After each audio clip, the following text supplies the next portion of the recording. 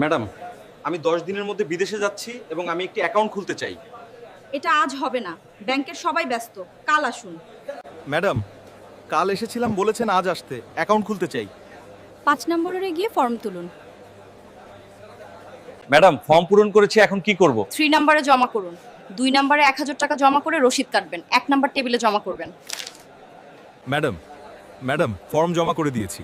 আচ্ছা ঠিক আছে, পিয়নের কাছ থেকে অ্যাকাউন্ট নাম্বার বুঝে নিন এবং 15 থেকে 20 দিন পরে এসে কার্ড বুঝে নেবেন। এটাই তো বলবেন, আমার 10 দিন পরে ফ্লাইট, তাহলে অ্যাকাউন্ট নিতে কে আসবে? আর অ্যাকাউন্ট দিয়ে কি করব? সময় দিতে হবে, কিচ্ছু করার নাই। কিচ্ছু করার নাই, এটাই সিস্টেম। এই হলো ঝালকাঠি জেলার রাজাপুর থানার সোনালী ব্যাংক। এই নালিশ কার কাছে দিব? এত ভোগান্তির কারণ কি? যদিও এটা এআই ভিডিও, কিন্তু আমার সাথে এটা হয়েছে।